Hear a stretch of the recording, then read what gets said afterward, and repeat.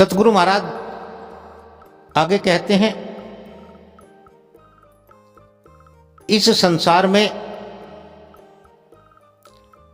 जिस जीव का पूर्ण होने का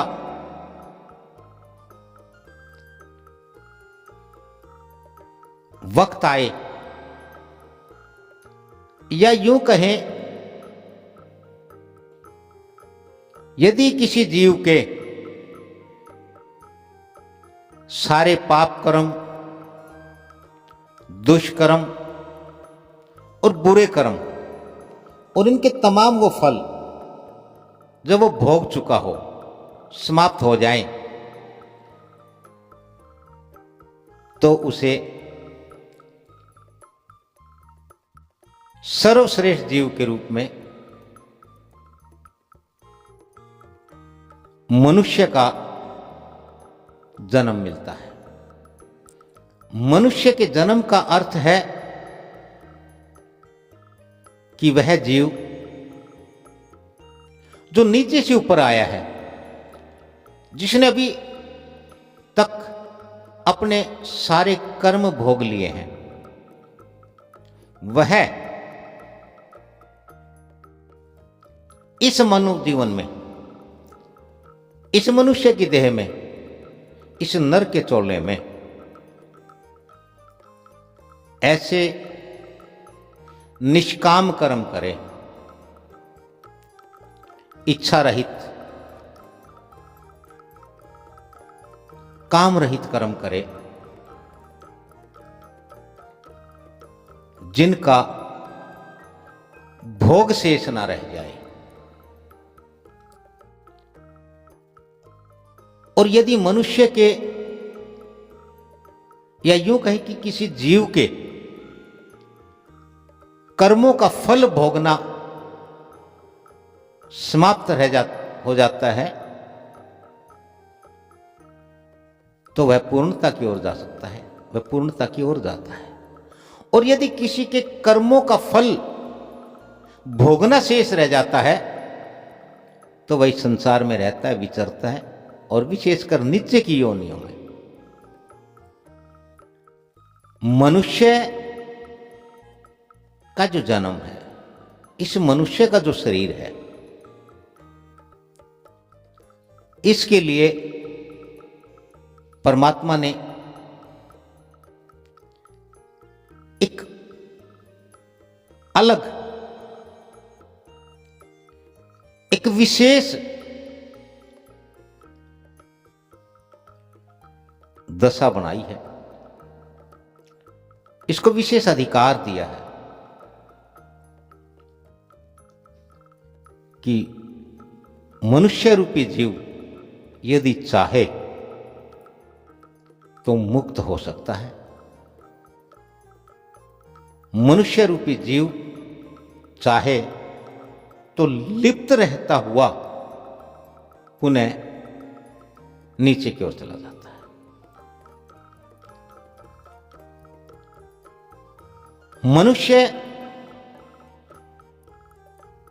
मनुष्य रह सकता है, मनुष्य भगवान हो सकता है, और मनुष्य चाहे तो शैतान बन सकता है, शैतान बन जाता है। ये जो कर्म का खेल है, ये जो मनुष्य को जो करने का अधिकार दिया है, इस कर्म करने को जानना और समझना जरूरी है कि क्या किया जाए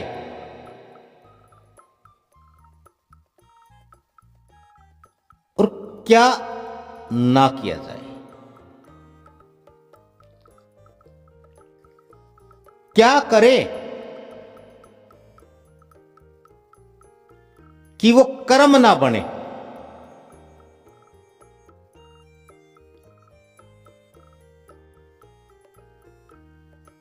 क्योंकि जीव के लिए कर्म बंधन है। कर्म और कर्म के साथ कर्म का फल बंधा हुआ है, अटल है, निश्चित है। कर्म यदि होगा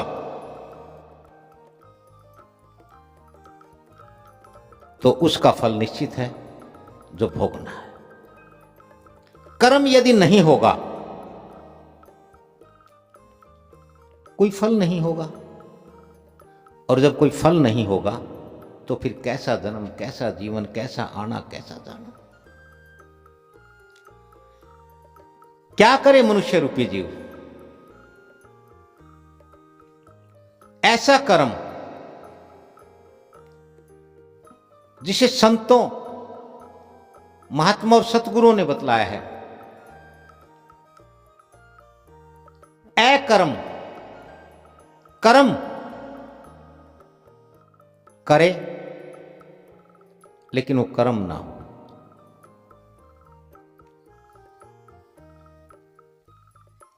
कर्म प्रदत्त प्राणी है मनुष्य। कर्म आवश्यक है मनुष्य रूपी जीव के लिए। कर्म से बच नहीं सकता है मनुष्य रूपी जीव।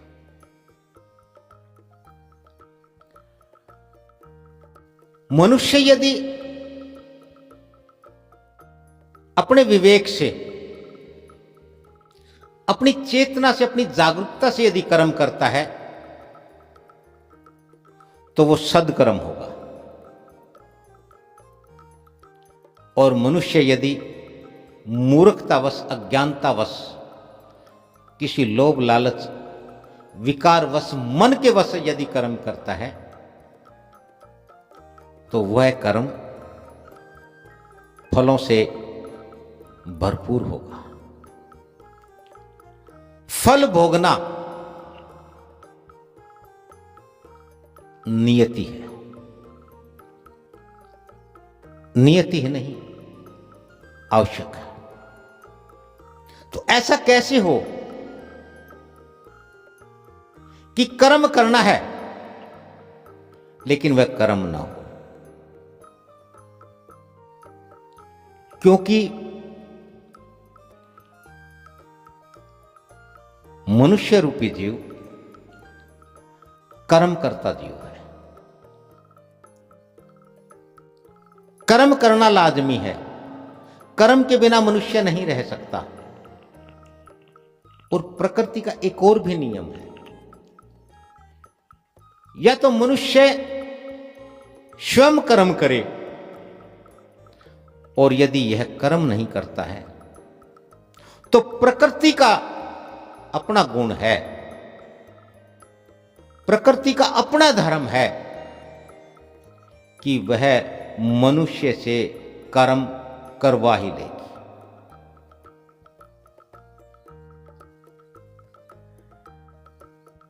क्योंकि मनुष्य के भीतर एक मन है,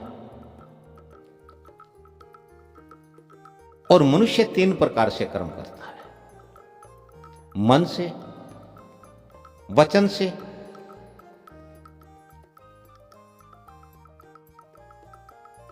और तन से। इसलिए मनुष्य के जो भीतर की जो दशा है, अवस्था है, मन से किया गया कर्म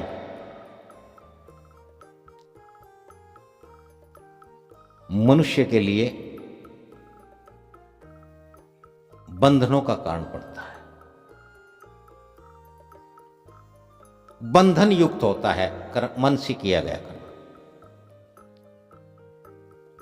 और यही कारण है कि मनुष्य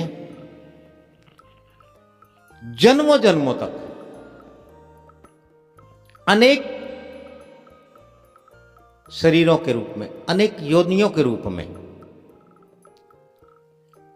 इस संसार में भोगता है,